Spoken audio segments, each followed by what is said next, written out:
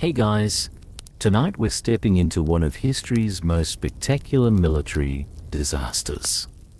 A world where the most powerful empire in the ancient Mediterranean watched its greatest army slowly die of thirst and desperation on foreign soil.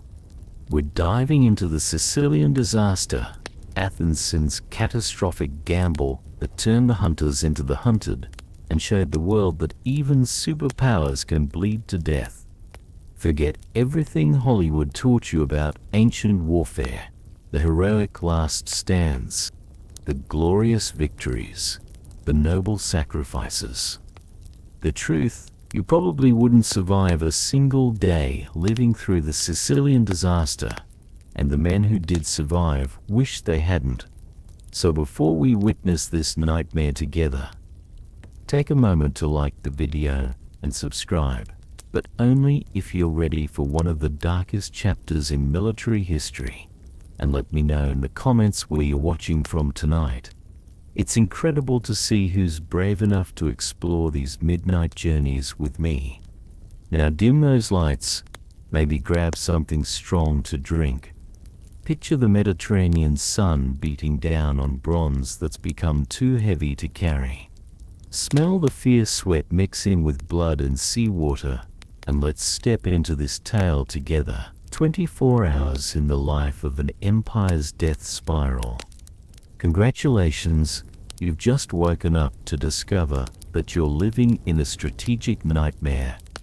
And you're not just witnessing history's greatest military disaster, you're trapped inside it. The year is 413 BC. And you're an Athenian soldier who's been stuck in Sicily for nearly 2 years. What started as a confident expedition to expand the empire has become something that feels suspiciously like a elaborate form of suicide. You came here to conquer Syracuse. Instead, you're learning what it feels like to be slowly digested by your own ambitions. The morning air carries the smell of defeat, a mixture of unwashed bodies, rotting food, infected wounds, and something else you can't quite identify, but definitely don't want to think about too hard. Your sleeping area is a patch of ground behind some hastily constructed fortifications. And sleeping is a generous term for the fitful unconsciousness you've been managing between enemy attacks. Your stomach announces the start of another day with a growl that sounds like Zeus clearing his throat. The rations have been cut again. And again, breakfast, if you can call it that, will be a handful of barley that's been stretched with sawdust and optimism. Rolling off your excuse for a bedroll, really just some sailcloth thrown over rocks. You immediately feel the weight of bronze armor that used to fit properly. Not because the armor has gotten heavier, but because you've gotten lighter, much lighter. The proud muscle you built rowing across the Mediterranean has been replaced by the hollow-eyed gauntness of a man learning to starve in slow motion. Through the morning haze, you can see the walls of Syracuse rising like a reproach in the distance. Those walls that should have fallen months ago, those walls that your generals promised would crumble before Athenian might like sandcastles before the tide. Instead, they become the backdrop for your humiliation, watching impassively as the greatest military expedition in your city's history transforms into the greatest military disaster. But here's what really makes your empty stomach clench with something worse than hunger. There's a new wall now. A wall behind you. The Syracusans have built a counter-wall that cuts across your siege lines. And suddenly you realize you're not the hunter anymore. You're the prey. Your commander, Nicias, looks like a man attending his own funeral, which, given the circumstances, might be more accurate than you'd like to think. He's standing by his tent, dictating another desperate letter to Athens, and his face has the greyish pallor of someone whose body is slowly shutting down. Nicias opposed this entire expedition from the beginning. He stood up in the Athenian assembly and basically said, "This is insane and we're all going to die horribly." Turns out, he might have had a point. The man is sick, not just metaphorically sick of this disaster, though he's definitely that too, but actually, physically dying. Kidney disease, so severe that some days he can barely stand, let alone command an army. It's like asking someone with food poisoning to perform brain surgery while running a marathon. But here's the cruel irony that would make even the gods wince. Nicias's caution, the same careful nature that made him oppose this expedition, is now the only thing keeping you from charging headfirst into a Syracusan spear wall. The reluctant general has become the only reason you're not already dead. You watch him struggle to maintain his composure while describing your situation to distant politicians, who probably can't even find Sicily on a map. His latest letter reads less like a military dispatch and more like a suicide note, written by someone who knows exactly how this story ends. "Send help immediately," he writes, "or start planning elaborate funerals for 40,000 men." The problem with letters, of course, is that Athens is nearly 800 miles away. Even if they dispatched every available ship the moment they received his plea, relief wouldn't arrive for months. And looking around at your fellow soldiers, hollow-eyed, weakened, increasingly desperate, you're not sure you have weeks, let alone months. Nicias catches sight of you staring and gives a weary nod. There's something almost fatherly about the gesture, which is terrifying because fathers are supposed to protect their children. Right now, he looks like a man who knows he can't protect anyone, including himself. Word spreads through the camp like wildfire, the kind that burns down everything you care about. Gylippus has arrived. If you don't recognize that name, congratulations, you're about to receive a very expensive education in Spartan military competence. Gylippus is everything your situation didn't need: a professional Spartan general with reinforcements, competence, and the kind of methodical approach to warfare that built Sparta's terrifying reputation. When Spartans make war, they do it with the precision of craftsmen building a coffin, and they've just started measuring you for yours. He's brought troops from Sparta, allies from other Sicilian cities, and worst of all, he's brought strategic thinking to an enemy that had been fighting you with courage but not much organization. Up until now, you'd been battling Syracusans who were rich and determined but not particularly sophisticated militarily. Gylippus changes everything. The man takes one look at the tactical situation and immediately understands what the Syracusans should have figured out months ago. Instead of just defending their city walls, they need to prevent you from completing your encirclement. They need to build their own wall, extending from Syracuse to the sea, making it impossible for you to finish your siege. It's brilliant in its simplicity and absolutely catastrophic for your future life expectancy. From your position on the ramparts, you can already see Syracusan and Spartan work crews beginning construction on this new fortification. They're working with the enthusiasm of people building their own salvation, while your own men watch like spectators at their own execution. The psychological impact is immediate and crushing. For months, you've been making slow but steady progress on your circumvallation, the wall that would completely surround Syracuse and starve them into submission. It was backbreaking work, but it was working. Every day brought you closer to cutting off their supply routes and ending this nightmare. Now, watching the enemy build their counter wall, you realize that all your labor might have been for nothing. If they complete their wall first, if they maintain a corridor to the outside world, then you're the ones who'll be cut off. You're the ones who'll starve. The race is on, and you're already behind. Sleepless doesn't waste time with elaborate strategies or psychological warfare. He does what Spartans do best.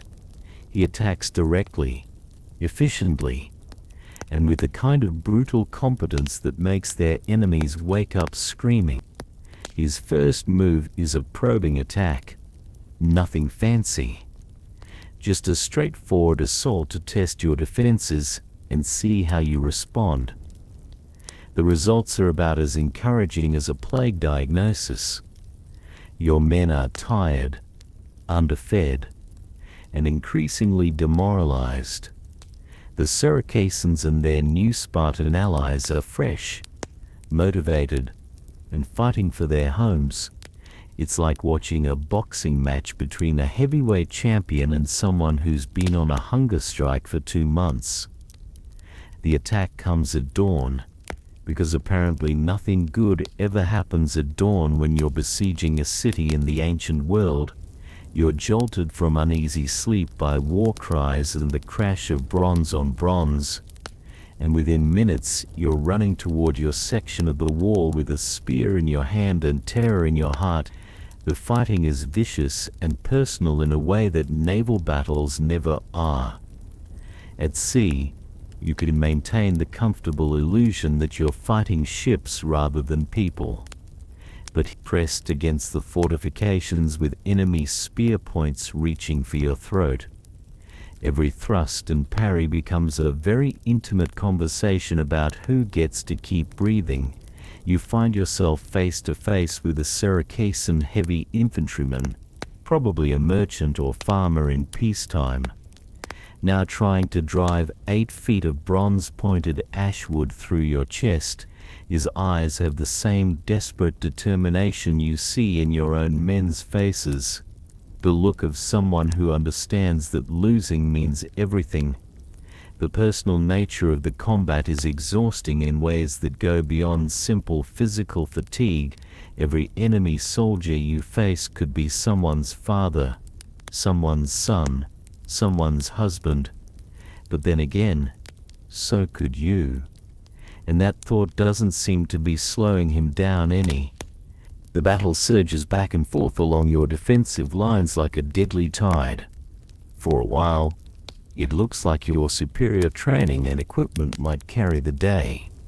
But training doesn't fill empty stomachs, and equipment doesn't cure the dysentery that's been ravaging your camp like a vengeful god. Then disaster strikes in the form of something you should have seen coming. Syracusan cavalry. You've been so focused on the infantry battle raging in front of you that you don't notice the dust cloud approaching from the west until it's too late. Syracusan cavalry, moving fast and hitting hard, slams into your left flank like a bronze-tipped hurricane with hooves. Ancient cavalry isn't like the movies. There are no stirrups yet, so mounted warriors can't deliver the crushing charges that will define medieval warfare centuries later. But what they can do is appear suddenly, throw javelins with devastating accuracy, and disappear before your infantry can respond. It's like being attacked by a swarm of wasps. If wasps were 6 feet tall, heavily armed, and personally invested in your death, the psychological impact is immediate and devastating. Infantry soldiers, no matter how well trained, feel helpless against mounted enemies. You can't catch them, you can't corner them, and they can strike you from directions you simply can't defend. Your shield wall, which had been holding firm against the infantry assault, suddenly becomes inadequate for fighting enemies on multiple fronts. You're trying to maintain formation against the Syracusan foot soldiers directly in front of you while also watching the sky for javelins thrown by riders you can barely see through the dust and confusion. The left wing of your army starts to buckle under the pressure. Not quite retreating, that would be too organized, but definitely not advancing either. And in ancient warfare, when one part of your battle line starts moving backward, it creates a ripple effect that can collapse your entire position faster than you can say tactical withdrawal. You can hear officers shouting orders, trying to restore discipline and maintain formation. But their voices are competing with the screams of wounded men, the clash of bronze weapons, and the thunder of hoofbeats that seems to come from everywhere at once. It's like trying to conduct an orchestra during an earthquake while the concert hall burns down around you. The retreat begins slowly, almost imperceptibly. Just a few steps backward to close up gaps left by fallen comrades, to dress the line and maintain unit cohesion. But those few steps become a few more. Suddenly you're looking over your shoulder for the best route back to your own fortifications. This is how armies die in the ancient world, not in a single catastrophic moment, but in a series of small defeats that accumulate like poison in the bloodstream. The retreat gives Gylippus exactly what he was looking for: time and space to continue building the Syracusan counterwall. While you're licking your wounds and counting your dead, enemy work crews are extending their fortifications closer and closer to the sea. You can watch them working from your own positions, and every stone they place feels like another nail being hammered into your collective coffin. Wall is growing with the inexorable certainty of a cancer, cutting off your escape routes and trapping you in an ever-shrinking pocket of Mediterranean real estate. The engineering is actually impressive, if you can appreciate such things while contemplating your own imminent doom. The Syracusans are building their wall along the natural contours of the land, using every advantage of terrain to maximize defensive benefit while minimizing the materials and labor required. It's the kind of practical military engineering that wins wars, and you're getting a front row seat to watch it destroy your own wall, the one that was supposed to surround Syracuse and starve them into submission. Suddenly looks pathetic by comparison. All those months of backbreaking labor, all those men who died building it, all those dreams of conquest, and for what? So you could create the framework for your own prison. The psychological impact on your army is devastating in ways that go beyond simple military defeat. Soldiers who had maintained their discipline through hunger, disease, and repeated setbacks now begin to mutter about omens and divine curses. The gods, they whisper, are clearly against this expedition. Athens has overreached, and now divine justice is being served with Sicilian efficiency. You're not particularly religious, but it's hard to argue with their interpretation of events. Everything that could possibly go wrong has gone wrong, usually at the worst possible moment.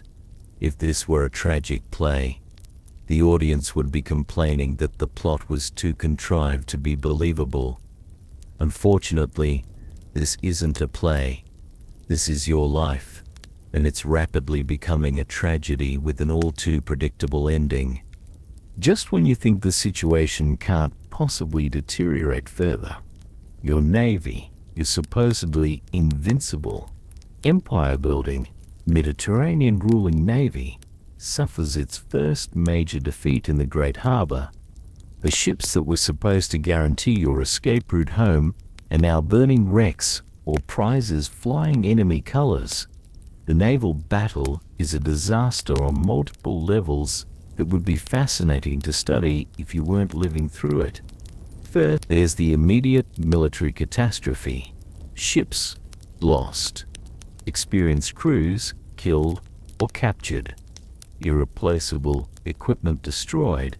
But worse than the tactical losses is what the defeat represents symbolically. For generations, Athenian naval supremacy has been the foundation upon which your entire empire rests.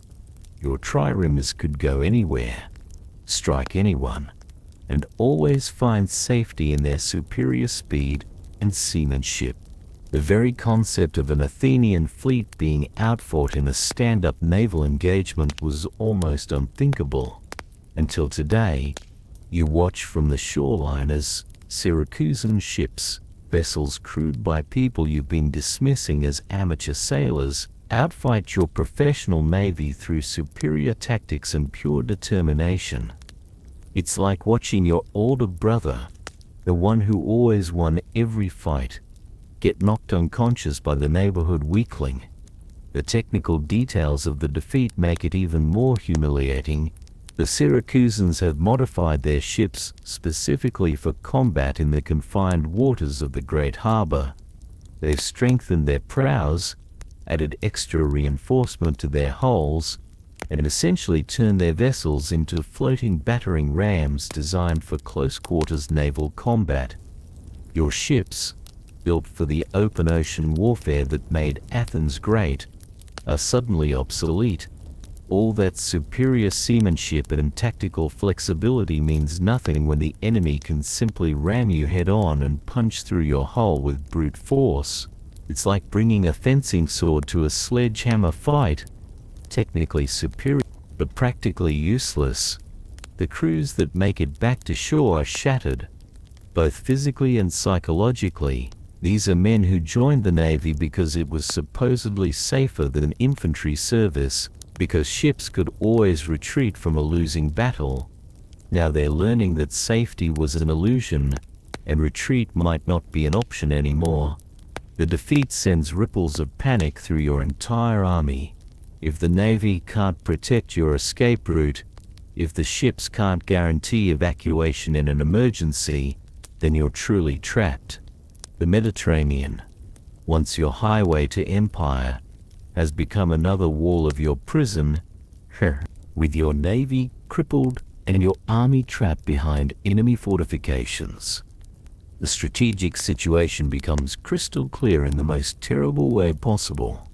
You're no longer an invasion force pursuing conquest and glory. You're a refugee, stranded in hostile territory with no obvious way home. The Syracusans, apparently, have figured this out too. They begin taking systematic steps to make your situation even more desperate. If such a thing is mathematically possible, enemy ships move to block the mouth of the Great Harbor, turning your former sanctuary into yet another layer of your prison. It's a masterpiece of strategic thinking. Instead of trying to storm your fortifications and take heavy casualties in direct assault, they're simply going to wait for hunger and disease to do their work for them. Why lose men in battle when time itself is fighting on your side? The psychological warfare is almost as effective as the military pressure. Every day, you can see Syracusan soldiers and sailors going about their normal routines, eating full meals, rotating fresh troops into frontline positions, maintaining their equipment with the leisurely confidence of people who know they're winning. Meanwhile, your own men are trying to make their armor fit over increasingly skeletal frames while pretending not to notice the growing pile of corpses from disease and malnutrition.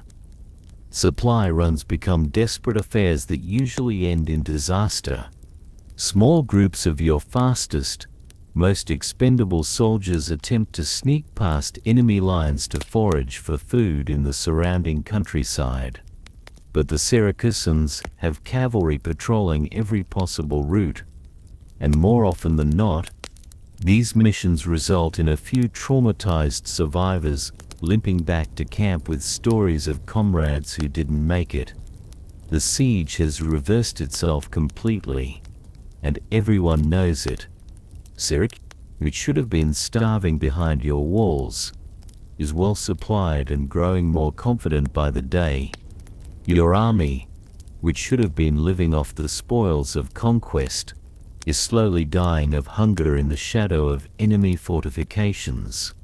If this were a lesson in military strategy being taught at some hypothetical war college, it would serve as a perfect example of how quickly the hunter can become the hunt. Unfortunately, you're not a student observing this lesson from a safe distance.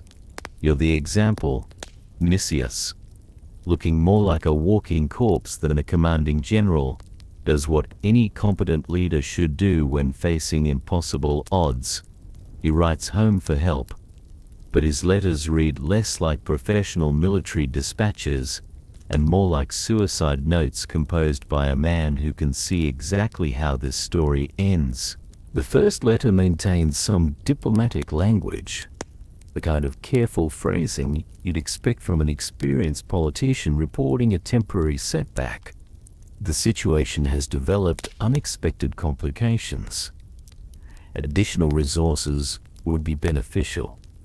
Current circumstances remain manageable with proper support from home. The second letter shows cracks in the professional facade. Urgent language beginning to bleed through the diplomatic restraint. Reinforcements absolutely essential. Enemy capabilities exceeded initial estimates. Immediate assistance required to maintain operational effectiveness. By the third letter, all pretense has been abandoned. Nicias writes with the brutal honesty of a man composing his own obituary. He describes the true situation in Sicily, the failed siege, the reversed fortunes, the trapped army slowly starving to death while watching their enemies grow stronger. He doesn't ask for help anymore. He begs for it. The letters paint a picture that would be almost unbelievable if you weren't living through it yourself. The greatest military expedition in Athenian history, the force that was supposed to conquer Sicily and expand the empire beyond all previous imagination, reduced to a besieged remnant waiting to die on foreign soil. It's like reading about Alexander the Great's army getting trapped in a single city block and slowly succumbing to dysentery. But here's the cruel mathematics of ancient communication. Letters take time to reach their destination, and even more time for any response to make the return journey. Even if Athens immediately dispatched every available ship and soldier the moment they received Nicias's desperate pleas, it would be months before any relief could possibly arrive. You don't have months. Looking around at your fellow soldiers, hollow-eyed, weakened, increasingly desperate, you probably don't have weeks. The irony is bitter enough to taste through the hunger. Athens has the resources to save you. More ships, more men, more supplies than any city-state in history has ever possessed. But all that imperial wealth and power might as well be on the moon for all the good it can do you now. You're learning the hardest lesson in military logistics. Distance matters more than resources, and timing trumps everything else. Just when you think your situation can't possibly become more desperate, the gods decide to demonstrate either their sense of humor or their sense of justice. It's hard to tell which. A lunar eclipse occurs precisely when plans are finally being made for a possible retreat from Sicily. Now, you might think that a lunar eclipse is just an interesting astronomical, the kind of thing that educated people observe and record for posterity. You would be catastrophically wrong. To your fellow soldiers, many of whom come from farming communities where omens and supernatural signs are taken as seriously as weather patterns, the eclipse is a clear message from the divine realm, and it's definitely not a good message.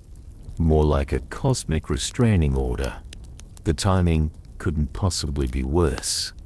Nicias, despite his illness and the seemingly impossible tactical situation, had finally been convinced that retreat was the only rational option remaining.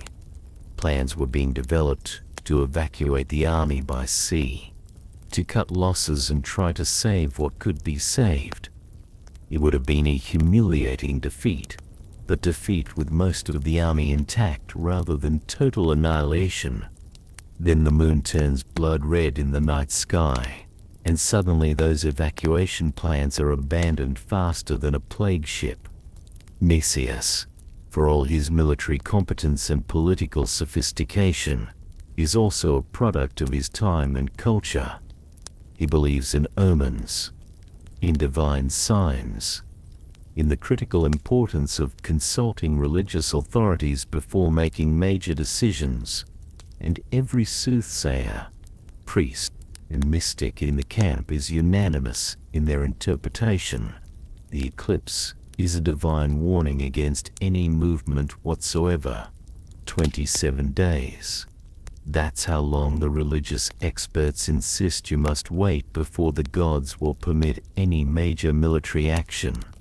27 days while the Syracuse noose tightens around your collective neck, while your food supplies dwindle towards zero, while disease continues to ravage your ranks like a plague sent by angry deities. You want to grab Nicias by the shoulders and shake him until he sees reason, to scream that superstition is going to kill you all more surely than any Syracusan spear. But you're also a product of your own culture, and deep down, some part of you wonders if maybe the gods really are angry, maybe Athens really has overreached, and divine justice really is being served with Sicilian efficiency.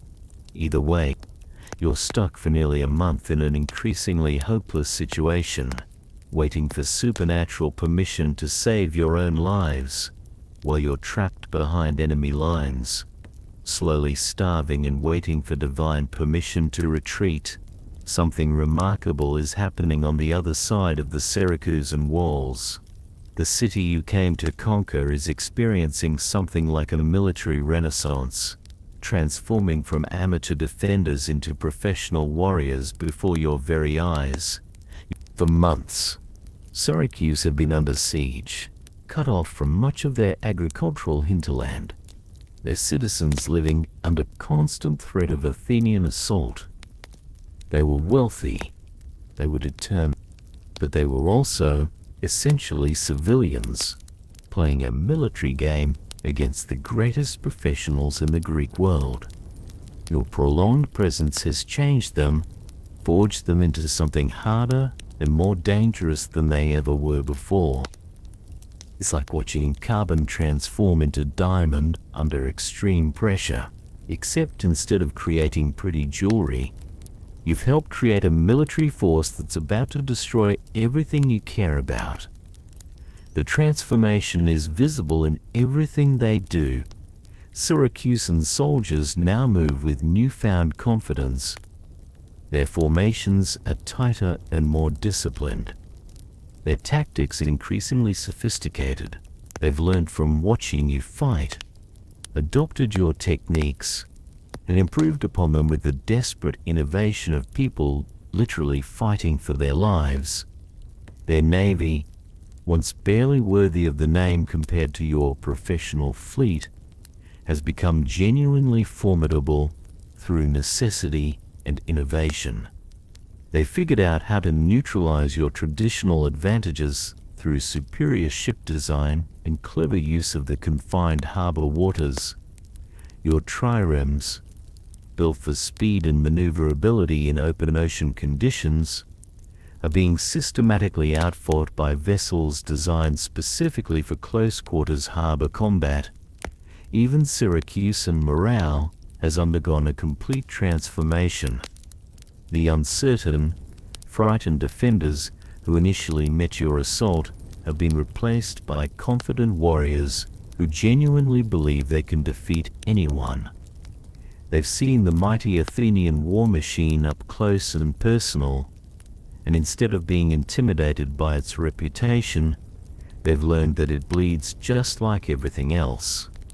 It's a masterclass in how prolonged adversity can strengthen rather than break a determined enemy. You came to Sicily expecting to fight merchants and farmers. Instead, through your own actions, you've created warriors. With each passing day of the eclipse-imposed delay, your situation becomes more mathematically impossible. The Syracusans, clearly aware of your supernatural paralysis, use the time to strengthen their position in every conceivable way. It's like watching someone methodically tighten a noose around your neck while you stand perfectly still, unable to move because the stars aren't properly aligned. New fortifications appear with depressing regularity. Supply routes that might have offered potential escape paths are systematically cut off and fortified.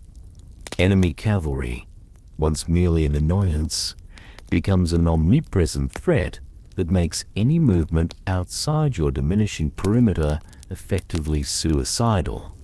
But perhaps worst of all is what the enforced delay does to your army's collective psychology.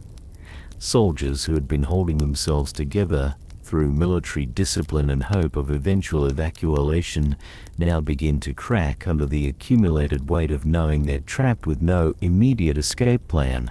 Desertion becomes a serious problem for the first time in the campaign. Men slip away during the night, preferring to take their individual chances alone in hostile territory, rather than wait for the collective disaster they can all see approaching. Most of these deserters probably die within days of leaving camp, but the ones who successfully disappear plant seeds of desperate possibility in the minds of those left behind. Disease spreads faster through an army that's lost hope. Dysentery, fever, and infected wounds that might have been treatable under normal circumstances become death sentences when men lose the psychological will to fight for their own survival. Your medical supplies, never adequate for a campaign of this duration, are now completely exhausted. Even the fundamental character of your camp changes. What once smelled like a military expedition, leather, bronze, honest sweat, and determination, now reeks of desperation, disease, and approaching death. It's the distinctive odor of an army dying slowly, one man at a time, while the world watches. The Mediterranean sun, once a source of warmth and comfort during the long voyage from Athens, becomes an enemy that beats down mercilessly on men without adequate shelter or water. Nights bring no relief, only the bone-deep cold that seeps into bodies already weakened by hunger and exhaustion. You're learning what it truly means to be trapped, not just physically surrounded by hostile forces, but psychologically crushed by the weight of mathematical inevitability. As your situation grows more desperate with each passing hour, the fundamental nature of the conflict begins to change in ways that would horrify your former self. What started as a professional military operation, army against army conducted according to the traditional rules of civilized warfare, transforms into something much more personal and vicious. When men are fighting for their lives rather than for glory or conquest, civilization becomes a luxury they simply can't afford. The raids and counter-raids that had been conducted according to established military protocols now turn savage.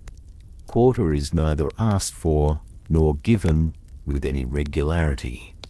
Prisoners, once valuable for intelligence gathering or potential ransom, become nothing more than additional mouths that can't be fed from your dwindling supplies. The mathematics of survival are brutal and utterly unforgiving.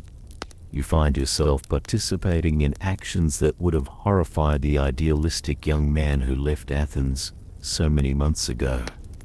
Killing enemy soldiers in organized battle had been one thing, professional, expected, part of the job you'd volunteered for, but now you're taking part in desperate nighttime attacks on civilian supply trains, pre-dawn raids on farming settlements, the kind of warfare that's less about military objectives and more about simple day-to-day survival. The Syracusans respond in kind, apparently having reached similar conclusions about the changing nature of your conflict. Their cavalry attacks become more frequent and increasingly vicious. They've learned that psychological warfare can be just as effective as direct military assault, and they employ it with the skill of people who understand exactly how close your army is to complete psychological collapse. Captured Athenians are no longer treated according to the traditional customs of civilized Greek warfare. The Syracusans have discovered that your army is held together more by shared desperation than by military discipline, and they do everything in their power to accelerate its inevitable disintegration. The personal cost of this prolonged campaign is written clearly in the faces of your fellow soldiers. Men who once carried themselves with the justifiable pride of professional warriors now have the hollow-eyed, prematurely aged appearance of people who've witnessed too much death and experienced too much fear. You're all growing old in weeks rather than years, aged by experiences that no human being should have to endure. Some men crack completely under the pressure, retreating into madness rather than continue facing the daily reality of their situation. Others become recklessly brave, seeking death in battle as preferable to the slow agony of starvation and disease. Both responses are completely understandable, and both represent different forms of surrender to circumstances beyond human control. As the eclipse-imposed delay continues with agonizing slowness, the simple arithmetic of your situation becomes impossible to ignore or rationalize away. You can count the days of food remaining, calculate the rate at which disease is claiming your comrades, measure the speed at which enemy fortifications are eliminating your tactical options. Every mathematical calculation leads to the same inescapable conclusion: you're going to die in Sicily, probably sooner rather than later. Your army, which began this campaign as perhaps the largest and most powerful expedition ever launched by a Greek city-state, nearly 40,000 strong, has been systematically reduced by battle casualties, disease and desertion to a fraction of its original strength. The men who remain are severely weakened by prolonged hunger and exhaustion, their effectiveness as military units diminished by every day of continued privation. Meanwhile, Syracusan forces grow stronger with each passing week. Fresh troops continue to arrive from other Sicilian cities, now convinced that the mighty Athenian Empire can actually be defeated. Supplies flow freely into Syracuse, while your own logistics become increasingly desperate and ultimately futile. The naval balance, once so heavily weighted in your favor that Syracusan ships barely registered as a threat, has shifted completely. Your remaining vessels are undermanned, poorly maintained, and demoralized by repeated defeats. The Syracusan fleet, strengthened by allies and motivated by success, now controls the waters around Sicily with growing confidence and competence. Even if the eclipse-imposed delay ended this very moment, even if Nicias suddenly recovered both his health and his nerve and ordered an immediate evacuation attempt, the fundamental mathematics remain grim. You don't have enough healthy men remaining to properly crew your surviving ships. You don't have sufficient supplies for an extended sea voyage back to Athens. You don't have enough collective strength left to fight your way to safety against determined opposition. The numbers don't lie, and they don't care about courage or determination or appeals to the gods for miraculous intervention. They simply describe the objective reality of an army that has reached and passed the end of its operational capacity. You're learning the most brutal lesson that military history has to teach. Sometimes, no amount of individual bravery can overcome the accumulated weight of bad logistics, worse timing, and catastrophically poor strategic decisions. The soothsayers finally announced that 27 days have passed, and the gods have lifted their prohibition against military movement. Nicias, looking more like an animated corpse than a commanding general, gives the long-delayed order to prepare for evacuation. But those 27 days of supernatural paralysis have cost you everything that mattered. The narrow window of opportunity that might have existed before the eclipse has slammed shut with the finality of a tomb being sealed. Syracusan preparations are now complete. Their fortifications are impregnable. Their naval forces positioned to prevent any escape attempt by sea. What might have been a difficult but potentially successful retreat has transformed into a mathematical impossibility. Your remaining ships are no longer seaworthy enough for an extended ocean voyage. Many have been damaged in the harbor, fighting and hastily patched with materials that won't survive open water conditions. The crews who remain are too few in number and too weakened by hunger to handle the complex sailing maneuvers that would be required to break through enemy naval blockades. The army itself has deteriorated beyond the point where it can function as an effective military force. Discipline. Once the foundation of Athenian military excellence has cracked and crumbled under the relentless pressure of prolonged desperation, units that should operate as coordinated military formations have fragmented into loose collections of individuals focused primarily on personal survival rather than collective objectives. The supply situation has moved beyond critical into the realm of pure fantasy. The food that might have sustained your forces during a quick evacuation has been consumed during the enforced delay, leaving nothing but empty storage areas and increasingly creative attempts to make sawdust edible. Water, always a logistical challenge during siege operations, has become a daily crisis that drives men to consider options they would have found unthinkable months earlier. Most devastating of all is the psychological impact of the wasted opportunity. Your soldiers had somehow managed to summon the courage necessary for a dangerous but potentially successful retreat, only to have that courage demanded again and again during 27 days of inaction.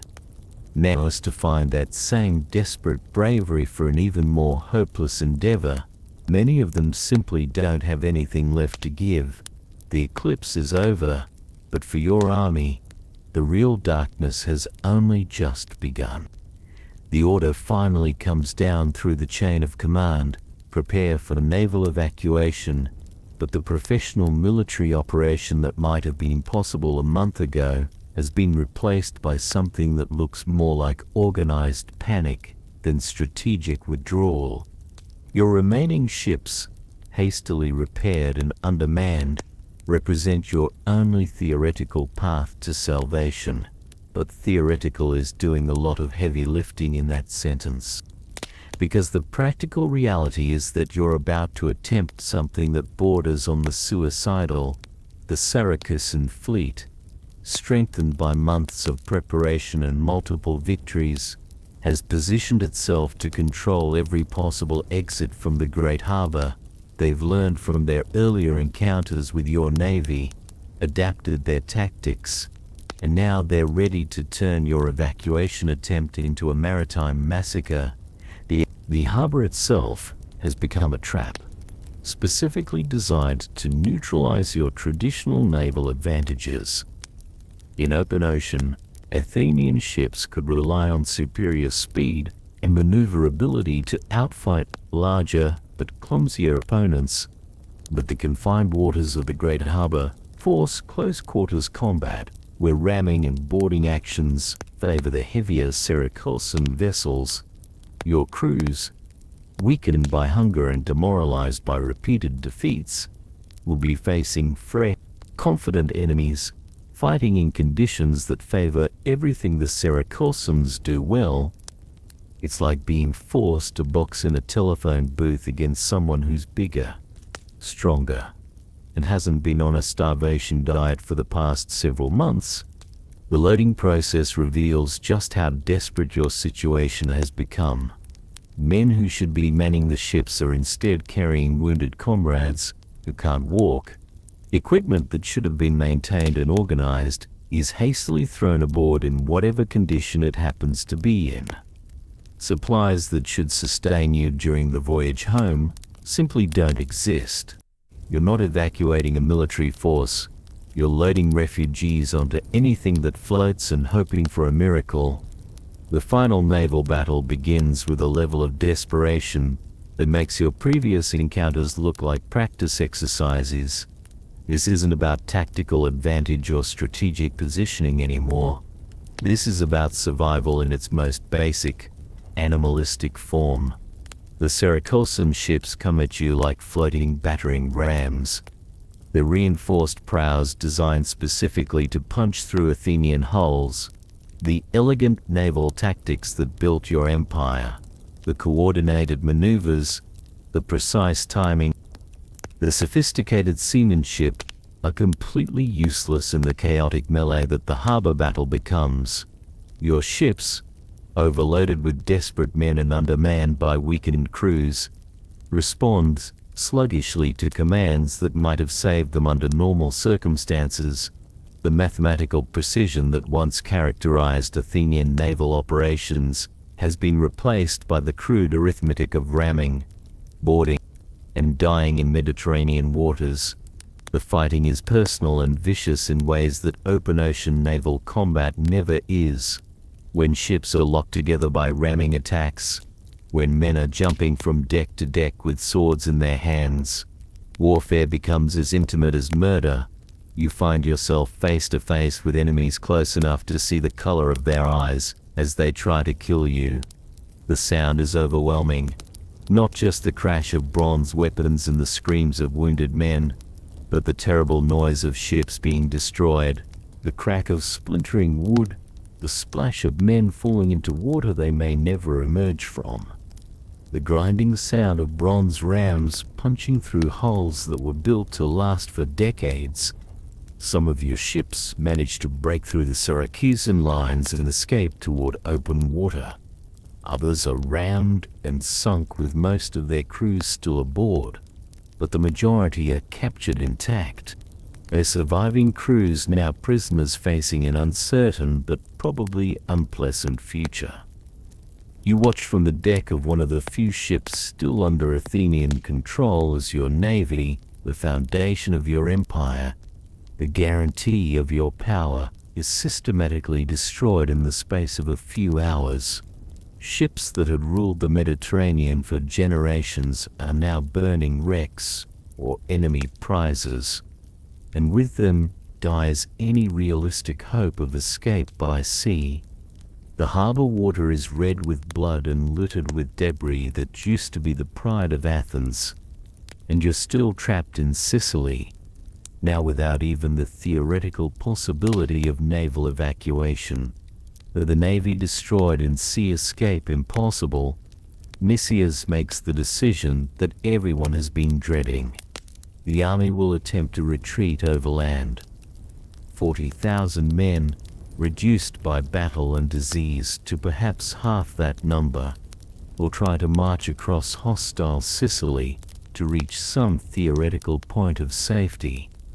It's a plan born of desperation rather than strategic thinking, because there really aren't any good options left.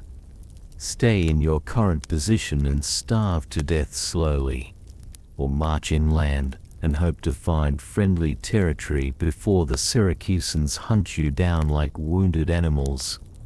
The preparation for the march reveals just how far your situation has deteriorated. Men who should be carrying weapons and military equipment are instead burdened with wounded comrades who can't walk on their own. Soldiers who should be maintaining military discipline are focused on gathering whatever food scraps they can find for the journey ahead. The sight of your army preparing to abandon its fortifications is heartbreaking in ways you hadn't expected. These walls, built with months of back-breaking labor, defended with the blood of hundreds of your comrades, represent the only home you've known in Sicily.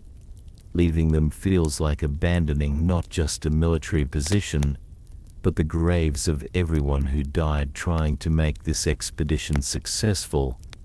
The psychological impact on your fellow soldiers is devastating. Men who had somehow maintained their courage through siege and starvation now openly weep as they prepare to march away from everything they've fought for. The abandonment of the fortifications represents the final admission of complete and total defeat. But there's no choice. The Saracens have made it clear that staying means dying slowly. Marching means dying quickly, but at least there's a theoretical chance that some of you might survive. When those are your only options, the choice becomes obvious even if it's not particularly encouraging. The column that forms up for the march looks more like a refugee caravan than a military formation. Wounded men lean on their comrades. Equipment is distributed randomly among whoever can carry it, and the overall organization resembles a disaster evacuation more than a strategic withdrawal. You're not retreating. You're fleeing. The march end begins under a Mediterranean sun that feels more like divine punishment than natural weather. Within hours, it becomes clear that your column is being shadowed by Saracen cavalry, who have no intention of letting you escape their territory alive. The enemy harassment begins almost immediately. Mounted archers appear on hilltops to loose volleys of arrows into your formation, then disappear before your infantry can respond. It's like being hunted by ghosts who materialize just long enough to kill a few more of your friends before vanishing back into the landscape. Your column, strung out over miles of rough terrain and slowed by wounded men and improvised supply wagons, presents an ideal target for mobile enemies. The Saracens don't need to defeat you in pitched battle. They just need to pick you apart, piece by piece, till nothing remains but scattered corpses and abandoned equipment. The psychological impact is immediate and devastating. Every ridge could hide enemy observers. Every valley could contain an ambush. The paranoia of being constantly watched and hunted transforms your march from a military movement into a form of mobile torture. Men begin to collapse from exhaustion, dehydration, and despair. The wounded who had been carried by their comrades are quietly abandoned when those carrying them reach the limits of their own endurance. Equipment that had seemed essential that morning is discarded by afternoon as the simple effort of putting one foot in front of the other becomes overwhelming. The column stretches and fragments as stronger men pull ahead and weaker ones fall behind.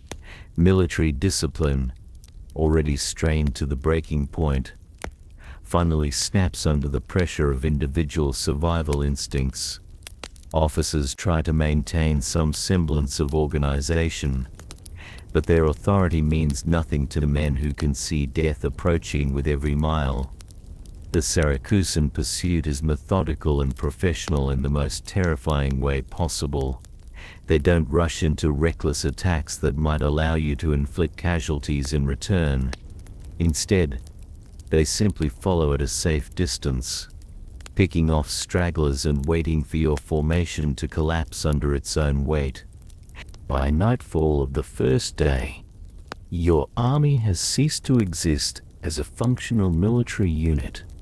What remains is a collection of desperate individuals unified only by shared terror and the increasingly futile hope that somehow, somewhere ahead, safety might be waiting. The retreat becomes a nightmare of thirst, exhaustion, and mounting desperation. as your fragmented column struggles across the Sicilian interior. What little organization remained from your departure has completely dissolved, replaced by the pure survival instincts of men who know they're being hunted to extinction. Water becomes more precious than gold, more important than weapons or armor. The few streams you encounter are either poisoned by enemy action or so heavily defended that approaching them means certain death. Men begin to drink their own urine, then the urine of their horses, and anything liquid that might postpone death by dehydration for a few more hours. The Syracusan pursuit has become a masterclass in destroying an enemy without significant risk to your own forces. They don't need to engage in costly battles. They simply need to prevent you from accessing water, food, or rest until your army destroys itself through exhaustion and despair. When you finally reach the Asimnaris River, it seems like salvation. Water, finally. Blessed water to relieve the thirst that's been driving men insane for days. Your remaining soldiers rush toward the riverbank with the desperation of men who've been crawling through a desert for weeks. But the Syracusans are waiting. They've positioned archers and spear throwers on the opposite bank, turning the river crossing into a killing field. The water you need to survive has become a trap designed to finish what the pursuit began. The scene that unfolds at the river is beyond description. Thousands of desperate men trying to drink while arrows fall among them like rain. Bodies piling up in the water, turning the stream red with blood while men downstream continue drinking because they're too desperate to care about the contamination. You find yourself pressed against the riverbank, trying to fill your water skin while stepping over the corpses of your comrades. The water tastes of blood and mud and death, but you drink it anyway because the alternative is dying of thirst while watching the river flow past. Men are trampled by their own allies in the crush to reach the water. Others are shot down by enemy arrows while their faces are still submerged in the stream. The lucky ones die quickly. The unlucky ones drown slowly in water that's turning redder by the minute. This is where Nicias finally surrenders. The general who led 40,000 Athenians to Sicily, who survived siege and starvation and the destruction of his navy, finally admits defeat while standing knee-deep in a river of death. He offers himself to Gylippus personally, trusting Spartan honor more than Syracusan mercy. Congratulations, you survived the river crossing, the pursuit, and the final surrender. Your reward is the limestone quarries of Syracuse, an open-air prison where 7,000 Athenian survivors will learn what it means to die slowly under the Mediterranean sun. The quarries are exactly what they sound like, deep excavations in the rock, where Syracuse has been mining limestone for generations. Now they serve as the perfect prison, too deep to climb out of, too exposed to provide shelter from the elements, too isolated for any hope of rescue or escape. You're herded into these stone pits along with thousands of your fellow survivors, and immediately you understand that your captors have no intention of treating you according to the traditional courtesies extended to prisoners of war. This isn't imprisonment. It's a form of execution that just happens to take several months to complete. There's no roof over your head, no shelter from the sun that beats down mercilessly during the day or the cold that seeps into your bones at night. The autumn weather in Sicily means scorching heat during daylight hours, followed by near-freezing temperatures after sunset. A daily cycle designed to torture men whose bodies are already weakened by months of privation. Your daily rations consist of half a pint of water and a pint of grain per man. It's barely enough to sustain life, certainly not enough to maintain health or strength. The mathematics are simple and brutal. You're being kept alive just long enough to suffer as much as possible before dying. The smell becomes unbearable within days. Thousands of men with no sanitation facilities, no way to dispose of waste, no means of maintaining even basic hygiene. The bodies of those who die from their wounds or disease are left where they fall, adding the stench of rotting flesh to the already overwhelming odor of human misery. Disease spreads through the quarries like wildfire through dry grass. Dysentery, fever, infected wounds that would have been treatable under normal circumstances become death sentences. You watch strong men waste away to skeletons within weeks, their bodies consuming themselves in a desperate attempt to stay alive just a little longer. The psychological torture is almost worse than the physical suffering. You're close enough to hear the sounds of normal life in Syracuse. Children playing, merchants hawking their wares, people going about their daily routines in freedom. The contrast between their normal existence and your living hell becomes a form of mental torment that drives some men completely insane. After weeks in the quarries, you begin to understand the cruel mathematics of your situation with mathematical precision. The Syracusans aren't trying to kill you quickly. That would be merciful. Instead, they're conducting a careful experiment in how long human beings can suffer before death finally provides relief. The daily death toll is remarkably consistent. Disease, malnutrition, exposure, and despair claim a steady percentage of prisoners every day. You can actually calculate how long the quarries will take to empty themselves, how many months it will be before the last Athenian dies alone among the limestone and bones. Some prisoners are selected for sale into slavery. Theoretically, a better fate than slow death in the quarries. But watching your comrades being led away in chains, knowing you'll never see them again, becomes another form of psychological torture designed to break whatever spirit you have left. The lucky ones are the Athenians and Sicilian Greeks who joined your expedition. They'll be kept in the quarries for the full experience. The unlucky ones are the foreigners and allies who thought they were fighting for Athenian glory. They get sold immediately to whatever slave traders happen to be available. You learn to treasure small things that would have seemed insignificant in your previous life. A slightly larger portion of grain, a sip of water that doesn't taste completely brackish, a patch of shade during the worst heat of the day, a night when you're too exhausted to dream about home. The quarries teach you lessons about human nature that no philosophy school ever covered. You learn how quickly civilization disappears when survival is at stake.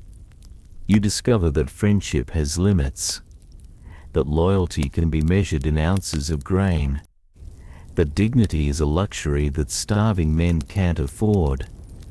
You also learn about the incredible capacity of human beings to endure suffering that should be fatal. Men continue to live, day after day, week after week, under conditions that seem designed to kill them as efficiently as possible. The human body and spirit can survive horrors that would have seemed impossible to imagine back when you were a proud Athenian citizen setting sail for conquest and glory. From your position in the quarries, you can sometimes hear the sounds of celebration echoing across Syracuse. The city that you came to conquer is experiencing something like a renaissance, celebrating not just their victory over your expedition, but their emergence as a major power in the Greek world. Syracuse has accomplished something that seemed impossible when your expedition first arrived. They've defeated the Athenian Empire in single combat, not through alliances, or clever diplomacy, but through direct military confrontation that ended with total victory. The psychological impact on the broader Greek world will be enormous. Your defeat has consequences that extend far beyond the immediate suffering in the quarries. Every city under Athenian control is now reconsidering its options, wondering if the empire might be vulnerable after all.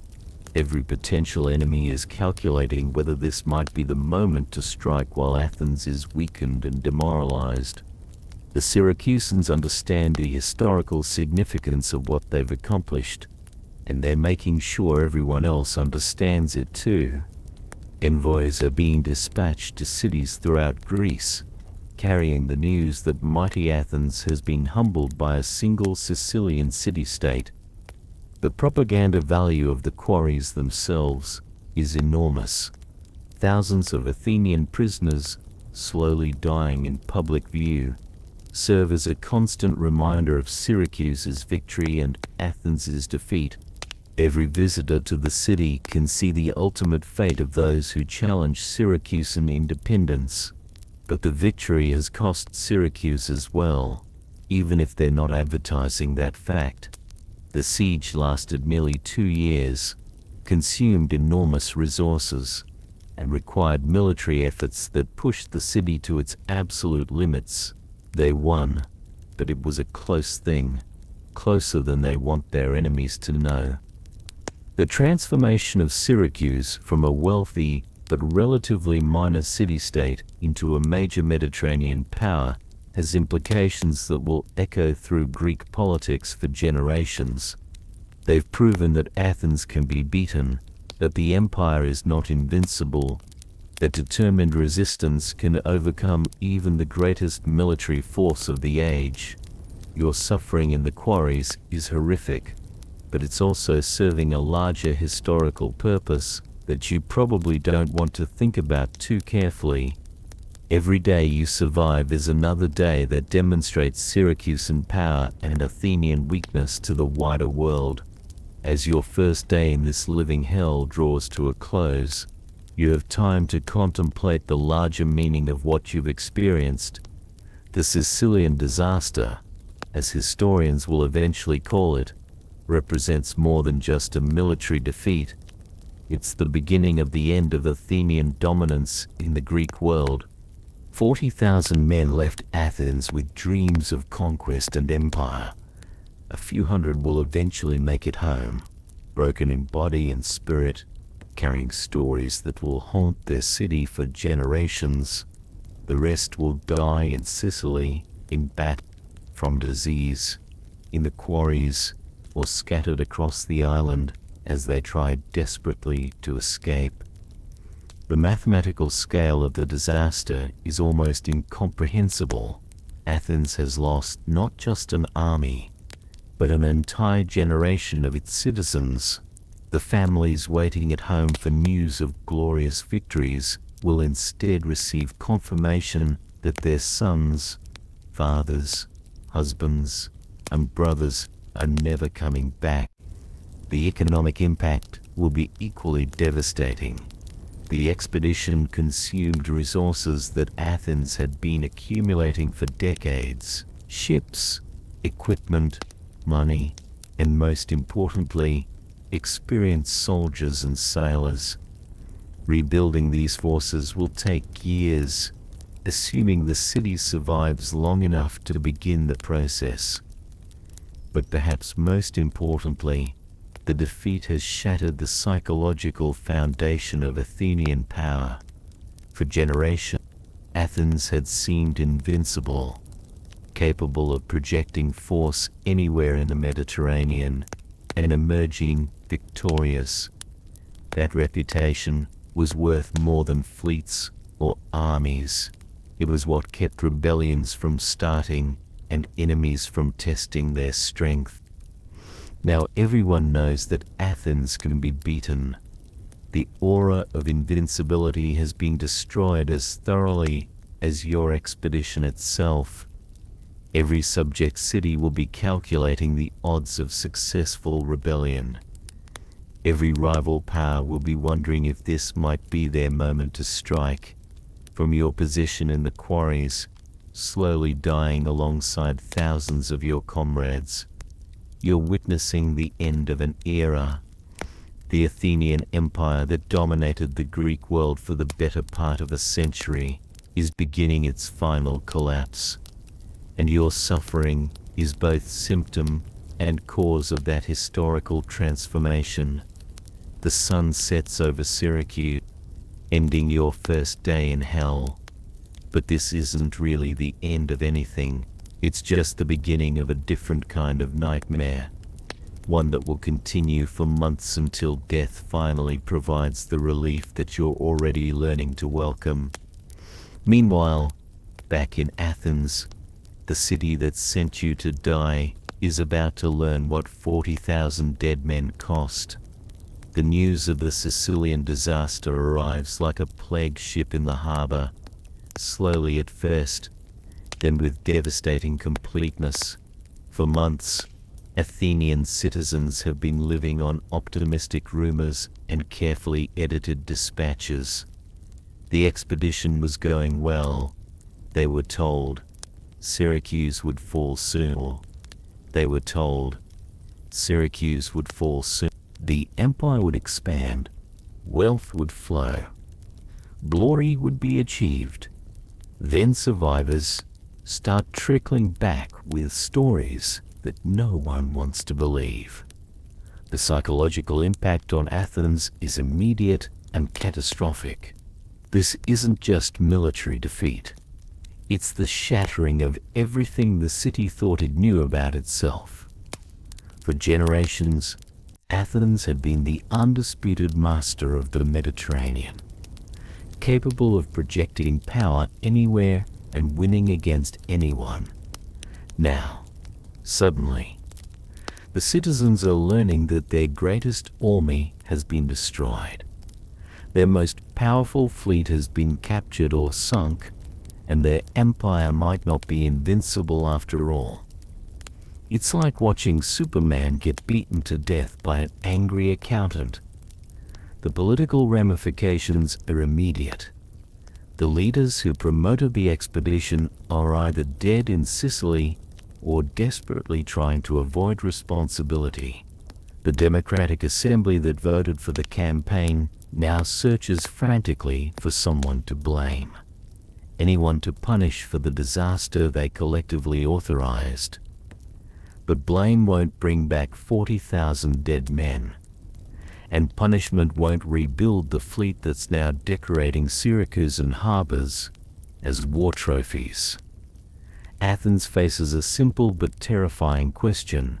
How do you maintain an empire when everyone knows you can be beaten? While you're dying slowly in the quarries, Athens is tearing itself apart in ways that would be fascinating if they weren't so tragic. The Sicilian disaster has created a power vacuum that ambitious men are rushing to fill, and democracy suddenly seems like a luxury the city can't afford. The 400, a group of oligarchs who've been waiting for exactly this kind of crisis, seize control of the government with the efficiency of people who've been planning a coup for years. They claim they're saving Athens from the chaos of democracy, but really they're just proving that disasters create opportunities for those willing to exploit them. The irony is bitter enough to taste even from your limestone prison. You sailed to Sicily to expand Athenian democracy, to spread the political system that made your city great. Instead, your defeat has provided the perfect excuse for that same democracy to be overthrown by men who never believed in it anyway. The new government immediately begins making peace overtures to Sparta, essentially admitting that Athens can no longer sustain the war that your expedition was supposed to win decisively. Everything you suffered for, everything your comrades died for, is being abandoned by politicians who care more about their own power than the principles they claim to defend. But even the oligarchs can't escape the mathematical reality of what the Sicilian disaster has cost. Athens has lost too many ships, too many experienced sailors, too many soldiers to continue fighting as if nothing has changed. The empire that once seemed eternal is now visibly dying, one rebel city at a time.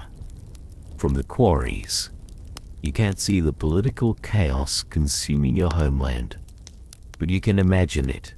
The same kind of desperation that drives men to drink blood-contaminated water is now driving Athenian politicians to abandon everything their city once stood for.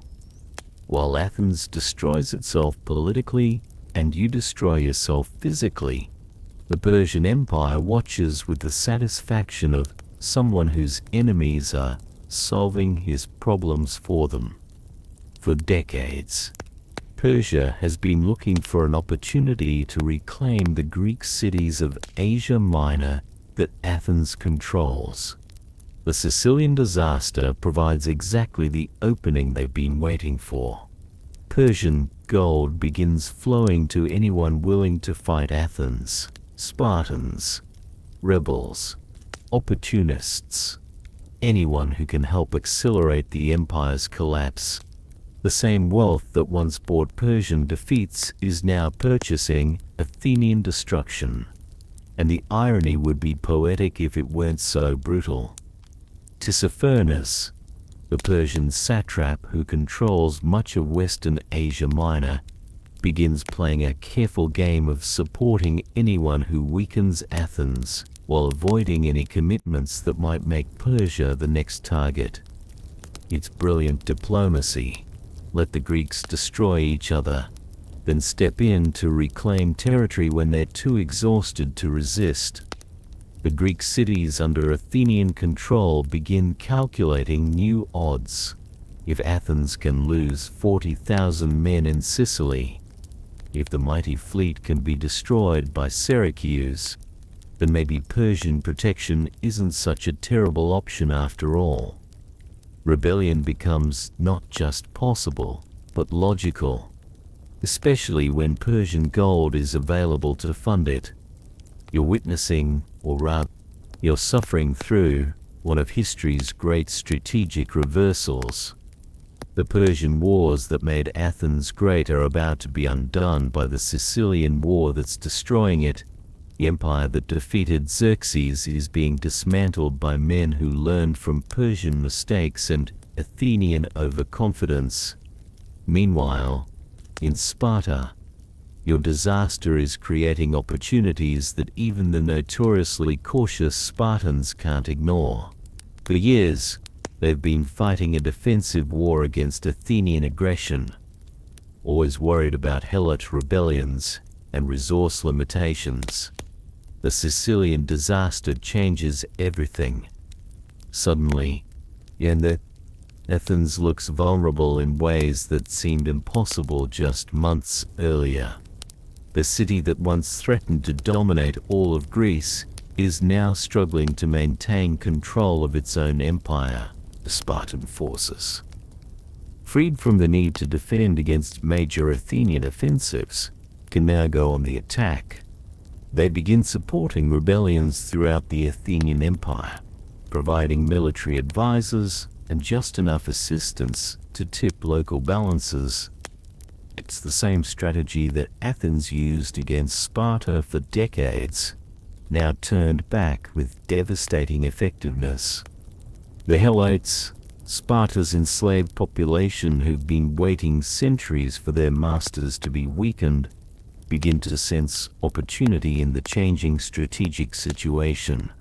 They can't rebel successfully while Sparta is strong, but if the Spartans exhaust themselves destroying Athens, new possibilities might emerge. Even your enemies are being changed by your defeat. The Spartans are learning to think beyond simple defense, to imagine actually winning the war rather than just surviving it.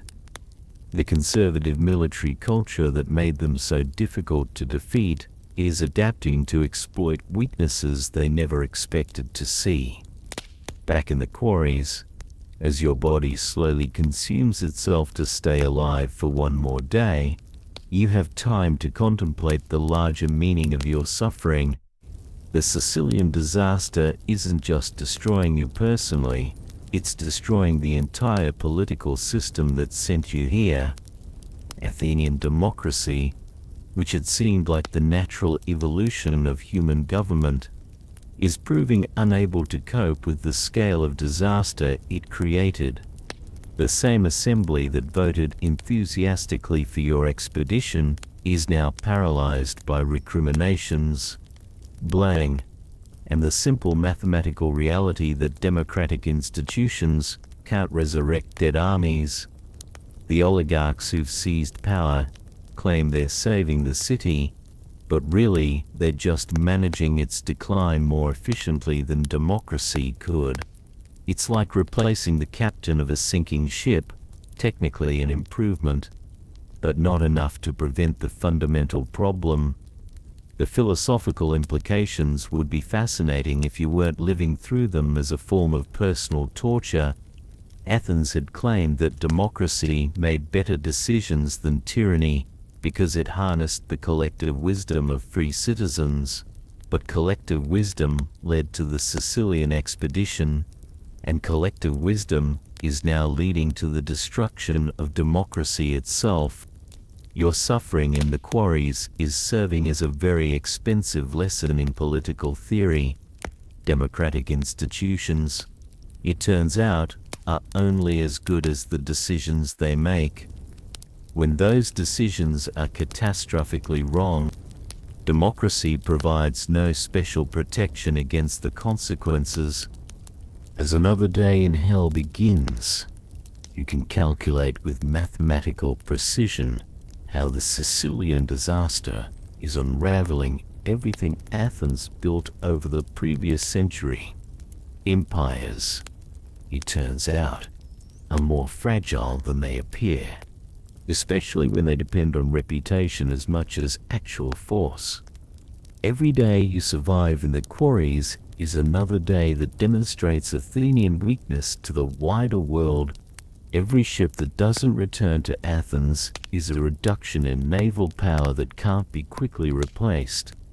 Every experienced sailor who died in Sicily represents years of training and knowledge that's been permanently lost. The tributary cities that fund the Athenian Empire are doing their own mathematical calculations. If Athens can't protect its armies in Sicily, can it protect them from Persian attack? If Athenian fleets can be destroyed by Syracuse, can they maintain control of the Aegean Sea? The answer, increasingly, appears to be no. Rebellions are breaking out faster than Athens can suppress them. Persian gold is funding resistance movements, and the spiral of imperial collapse is accelerating. Your defeat has created a cascading failure that's destroying everything your empire represented. But empires don't die quickly or quietly. Athens still has resources, still has allies, still has the institutional knowledge of decades of successful imperialism. The question is whether any of that will be enough to survive the consequences of losing 40,000 men to Syracuse and limestone quarries. In the quarries, you're learning lessons about human nature that no philosophy school ever taught. When survival is at stake, when every day brings new forms of suffering, moral principles become luxuries that starving men can't afford. Friendships that were forged in battle dissolve under the pressure of competing for scraps of food. Men who saved each other's lives in combat now steal water from each other because thirst has driven them beyond ordinary human sympathy. The bonds that held your army together are being dissolved by the simple mathematics of not having enough resources to keep everyone alive. Some prisoners adapt to their circumstances by abandoning their former identities entirely. They stop thinking of themselves as Athenian soldiers and start thinking of themselves as survivors. willing to do whatever it takes to see one more sunrise. Others maintain their dignity and their principles right up until the moment they die, proving that character can survive even when the body cannot. The Syracusans who guard you have stopped seeing you as fellow human beings. You've become a problem to be managed, a resource to be conserved until it's no longer useful. The same dehumanization that made your army effective in combat is now being applied to you by your captors, and the results are predictably horrific. But perhaps most terrifying of all is the realization that you're adapting to circumstances that should be unbearable. The human capacity for survival extends far beyond what you thought possible, and you're discovering that people can live through experiences that would have killed their former selves through sheer psychological shock. From your position in the quarries, you occasionally hear celebrations echoing across Syracuse. The city is experiencing a golden age built on the bones of your expedition, and the irony is both bitter and undeniable. Syracuse has become exactly what Athens feared it might become: a major Mediterranean power capable of challenging established empires.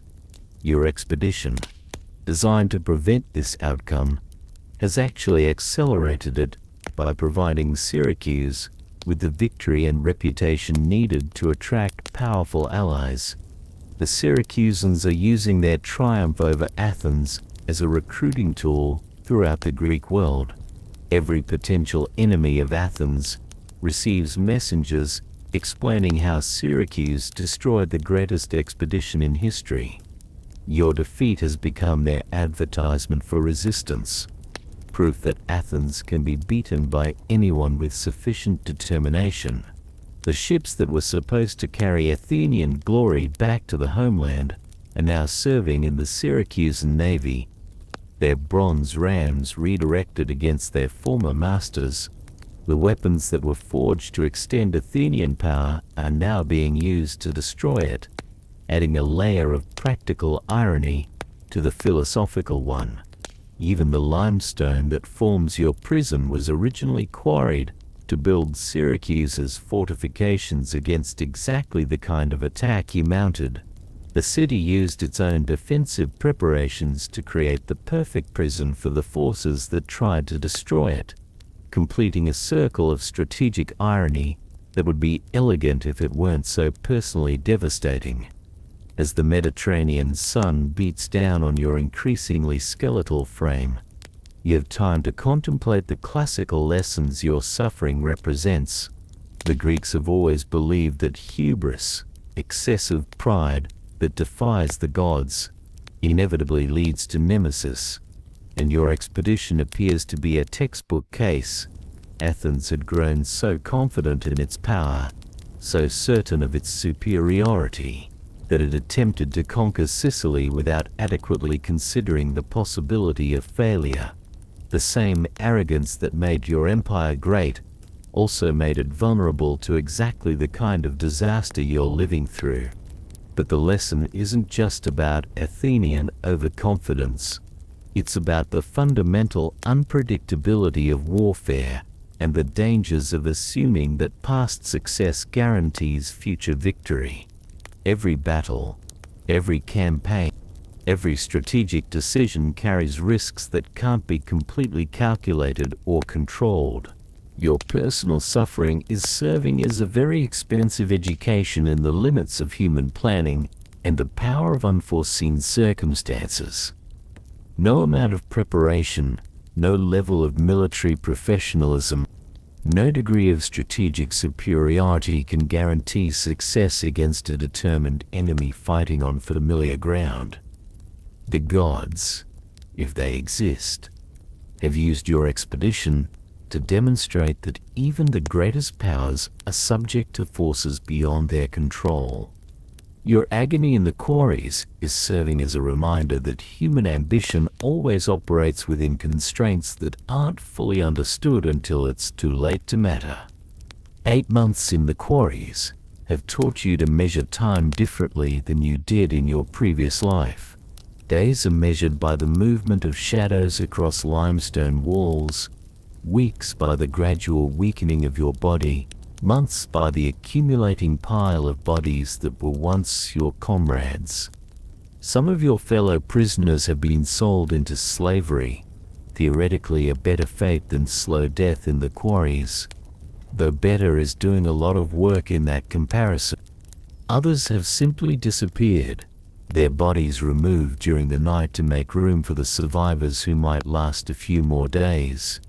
You've learned to treasure small mercies that would have seemed insignificant in your former life.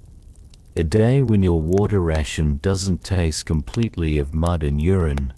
A night when you're too exhausted to dream about the home you'll never see again. A morning when you wake up and remember, for just a moment, what it felt like to be human. The Athenians who survived the quarries will carry scars that go far deeper than the physical marks of malnutrition and disease. They'll return to a city that barely resembles the democracy they left, to families who can't comprehend what they've endured, to a society that would prefer to forget the expedition ever happened. But most of you won't survive to face those challenges. Most of you will die in Sicily, your bones mixing with the limestone, your names forgotten by history. The glory you sought will belong to others, and the price you paid will serve as a warning that future generations will probably ignore. As your time in the quarries stretches toward its inevitable conclusion, you realize that you're witnessing the death of more than just individual soldiers. You're watching the end of an entire way of thinking about power, in the possibilities of human achievement.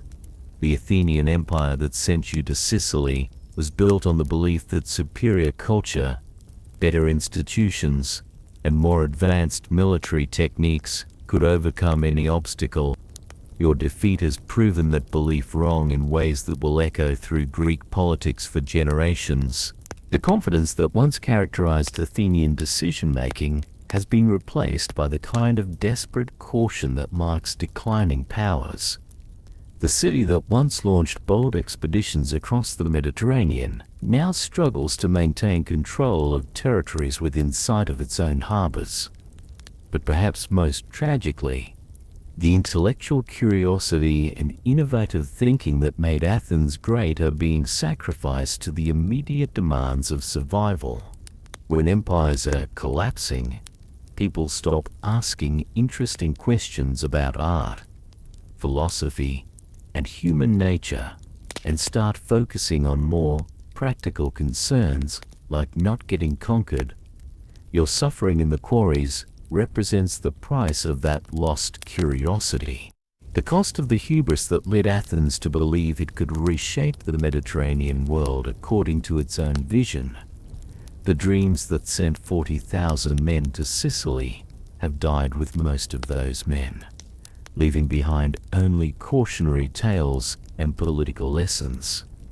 As another day ends in the quarries, you understand with complete clarity that your story is almost over. The mathematics of malnutrition and disease are approaching their inevitable conclusion, and no amount of willpower can indefinitely postpone what your body can no longer sustain. Some of your fellow prisoners have already made peace with their approaching deaths, finding a kind of dignity in facing the end with whatever grace they can manage. Others fight against the inevitable with the fury of men who refuse to admit that their situation is hopeless, even when hope has clearly become a form of self-torture. You find yourself somewhere between these extremes, neither entirely accepting nor completely denying the reality of your circumstances. Death, when it comes, will be a relief from suffering that has gone on longer than you would have thought humanly possible. The expedition that brought you to Sicily was supposed to demonstrate Athenian power and extend Athenian influence throughout the Mediterranean. Instead, it has demonstrated the limits of that power and accelerated the decline of that influence in ways that will reshape the ancient world. Your personal story is ending, but the larger story of how empires rise and fall, how ambition leads to disaster, how individual suffering serves larger historical purposes, will continue long after your particular agony ends. You've become part of a lesson that humanity will apparently need to learn repeatedly, at enormous cost, throughout its future. Sweet dreams, brave soldier of a dying empire. Your bones lie somewhere beneath modern Syracuse, mixed with limestone and the dreams of 40,000 men who learned too late that conquest carries a price that can't always be calculated in advance. The quarries where you suffered still exist today. Tourist attractions where guides mention the Athenian prisoners without dwelling on the mathematics of deliberate starvation. What you experienced, the terror, the thirst, the slow dissolution of everything you thought made you human, serves as a reminder that even the greatest powers can gamble everything and lose spectacularly. The Sicilian disaster you lived through became a turning point in ancient history, the beginning of Athens' decline and the end of the golden age that produced democracy, philosophy, and some of humanity's greatest achievements. Your suffering helped teach the world that empires are more fragile than they appear, and that hubris always, eventually, meets nemesis. And tomorrow you'll wake up in a world where clean water comes from faucets instead of blood-stained rivers, where democracy has survived the disasters that destroyed its birthplace, where the lessons learned from your agony have helped build slightly better ways for humans to destroy each other. The echo of your story still whispers across the Mediterranean, reminding anyone who listened that glory comes with a price that's usually paid by people who never got to vote on whether they wanted to pursue it. Rest well, soldier. Your watch is ended.